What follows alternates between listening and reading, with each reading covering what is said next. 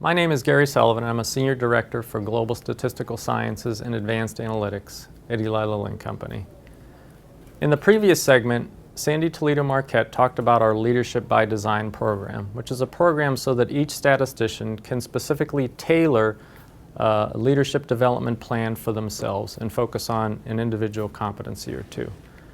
We wanted to complement that program with some classroom type learning, because we're talking about becoming students of leadership, and so what better place than in the classroom to do that? So let me talk to you about our program. There's three basic components to our program, or purposes, that we want statisticians to come away with. The first is to gain a greater understanding and awareness of leadership, and we primarily do this by having them learn from other leaders, and I'll talk about that in a little bit. Secondly, we want them to benefit from the experience of not only these leaders, but from each other. And there's ways we do that in terms of focusing on specific competencies, but also in learning from the insights and the experiences that each other have had. Finally, the purpose and the whole end in mind here is for them to identify and understand their own principles and goals around leadership, who they are as leaders and who they want to become as leaders. So let's talk a little bit about the program. So before I get into the specific content of the program, I want to talk a little bit about the logistics of the program. Anyone that's put together any type of a training class knows that it can be a lot of work and can be very intimidating. I wanted to share some of the specific logistics with you so that you wouldn't be so intimidated, because it really isn't as much work as it sounds. As you'll see, we do have 25 participants in our training class. We also have 2 facilitators. These facilitators are leaders within the statistics organization. These are experienced people either on the technical side or on the management side. And with that type of experience, they are familiar with facilitating discussions and programs, so it's something that you can find people within your organization to do. In addition to that, we've spoken about our partnership with a learning and development organization, and we've had help in that respect from 2 program coordinators who set up the logistics, the organization, a lot of the planning. The program itself is 4.5 days long. We start with 2 days, and then we have 1 month off, and then finish with 2.5 days. And I'll explain the rationale behind that a little bit later. And then finally, we provide every participant and facilitator with a journal. And this is simply so they can capture the insights, the comments, the perspectives of the leaders, capture questions that they want to ask, or discussion points that they hear throughout the program. The total cost of this is about $5,000 when you factor in transportation, meals, and the limited resources, which amounts to about $200 per participant, which is not very expensive, and it's a great investment in the leadership of your statisticians. So let's get into some of the specifics of the program. The 2 aspects, as I said, were learning from leaders and learning from each other. So let's talk about how we learn from leaders. Again, we want them to gain an understanding of what real leadership is and the impact that it can have. And so we expose them to leaders both outside our company and inside our company. So let me start by talking about their exposure to external organization and leaders. As part of the program, we identify a handful of organizations outside the company. These may be organizations that the company has an affiliation with. It may be organizations that people within our function or within our planning group have an affiliation with. And we try to select organizations that have undergone a transition or a leadership type transformation. So maybe they've had some challenge recently, and we've had to have the leader of that organization step up and lead them through that transformation. So what we do with these organizations, and we'll take the group of participants out to the organization. They'll start by hearing from the leader of the organization, the president, the CEO, the executive director. That person will talk to them about their leadership insights, their leadership principles, and will give them a specific idea of some of the challenges they've had to encounter at the organization recently and how they've worked through those challenges. We follow that up with a tour of the organization.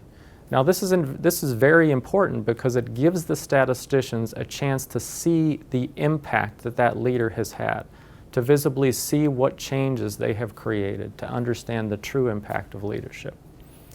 After that, we might have a lunch And if we're lucky, the leader might come back in and do some other informal discussion or some Q&A. So the whole idea is for the statisticians to step outside the company and see what impactful leadership can be. Now we also leverage leaders within our company. So these could be functional leaders or business leaders or senior technical leaders. And they'll come in for 60 minutes and provide maybe 30 or 40 minutes of a presentation where they talk about their leadership insights or their leadership principles. They'll tell stories. They'll share successes and failures, or maybe how they've developed as leaders. They might talk about challenges that they're currently dealing with within our company. This allows the statisticians to gain, again, greater insights and awareness to what leadership is. Now, our statisticians may be familiar with these leaders, but they usually see them in a town hall setting or perhaps in a business strategy communication. So this allows them a chance to have an intimate conversation, to ask them specific questions and learn from them as leaders.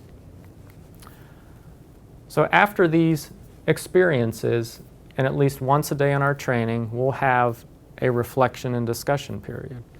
We'll start by letting the statisticians have a few minutes to just read over the notes that they've captured in listening to these leaders, perhaps some questions that they might have, or some bullet point highlights that they may have jotted down that really resonated with them. Then we'll have them talk amongst their table, their small group of 5 people. Here they get to share what they felt like were some really good insights they gained, and they get to learn from each other. After that, we'll open it up and have a greater classroom discussion. This is where the facilitators come in, and they basically just facilitate that discussion. They'll ask the group what their insights might have been during the presentations. They might share their own personal insight or some of their challenges or an anecdote that speaks to a specific point that one of the participants may have made. So the next aspect of the program is learning from each other. In the Advancing Leadership program, we focus on 5 key competencies. Now you'll recall that Sandy Toledo Marquette talked about 12 competencies that we identified within our function as being key to our developing leadership. We wanted to reduce that to a more manageable number, and the way that we did that is we reached out to our customers again. We surveyed our businesses, the scientists, the associates, the leaders, and asked them, of those 12 competencies, which 5 did they feel were most critical for statisticians to have an impact in the businesses that they support? And these are the 5 that they came up with: motivating others, business acumen, strategic agility, negotiating, and decision quality. So these are the 5 competencies we focus on within the Advancing Leadership program. Now we start by giving the participants in the first 2 days a high-level introduction of each of these competencies. This introduction might be done by one of the facilitators, or it might be from an experienced statistician within the function. That person will come in, they'll give a brief definition of the competency. Maybe they might share some anecdotes from a book or a clip from a movie that they feel like demonstrates that competency, and maybe pose a couple questions. The idea here is not to teach the participants about the competency, but to provoke their thinking as to what that competency is all about, because then they have to go away and work in a group of 5 people to develop a teaching module around that competency. Now there's one more aspect to this. After the training, the participants will get together for 20 minutes and they'll critique the teaching group. So they'll tell them what they thought they did well, what they didn't do well. The group that teaches will do their own self-critique to share with the participants what they did well, what they didn't do well. Now this is an important aspect of leadership, because a lot of times you do have to provide helpful feedback to whether it be a colleague, someone that's reporting to you, or maybe someone that you're mentoring. So again, we start with the 2 days, and then we have the month off, and then we have the 2 days that they come back and do their teaching modules. The last half day we call a commitment session. At the start of the program, we make it clear to everyone that at the end of the program, they need to establish their own principles and goals about leadership. So when they come in for that last day, they'll have 2 sheets of paper filled out that has this information. It has their own personal principles, their goals around leadership, some actions moving forward, some things they'll do more of, some things they'll do less of, and what they plan to do after the class. We break the group of 25 students into about 3 groups of 8 or 9 people, and we'll spend about 2 hours with each participant sharing their own personal leadership principles for about 10 or 15 minutes. The other participants can ask questions for clarification, just to make sure that that individual really understands and knows what they're moving forward with. Now, after they leave the class, like any training program, if you don't apply what you've learned or what you've discussed, you're going to forget it. So one of the things that we try to do so that they can continue on this journey of being a student of leadership is set up small group discussions. We'll form a groups of 4 or 5 people before the end of the training so that once they go away, we'll ask them to meet on a quarterly basis to get together, to share information, be it their own experiences around leadership, maybe some challenges that they've encountered and how they've tried to deal with them, maybe something from a book or an article that they've read, or maybe things that they've witnessed from other leaders around them. This is how we keep it alive after the participants leave the course. This is an example of an agenda from one of our training programs. This is the first day. And as you can see here, that we have a sponsor come in to kick the program off. We have a keynote speaker, that internal leader, to talk about their leadership experiences. And for this program, one of the external organizations we leveraged was the Indianapolis Children's Museum. As any of you who have visited Indianapolis know that we have one of the best children's museums in the world, and we had the opportunity to hear from Dr. Jeffrey Patchen, the CEO there, and we got to have a tour of the facility. We'll come back to Lilly. We have the reflection and discussion period that we talked about, and then we introduce 1 or 2 of the competencies and then break for the day. So that's just to give you a sense of the types of things that we do throughout the course of the day.